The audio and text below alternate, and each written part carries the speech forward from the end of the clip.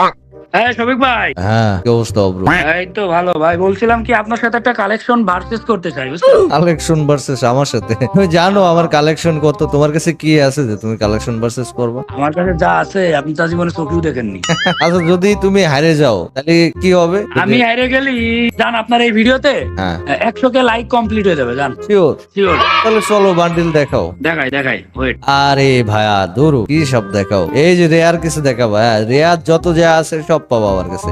এই যে দেখো তোমার রেয়ার বান্ডিল। আচ্ছা আচ্ছা আচ্ছা।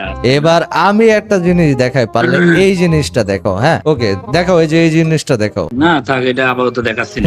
আপাতত দেখাচ্ছি নাকি? তোমার কাছে থাকলে তো দেখাবা।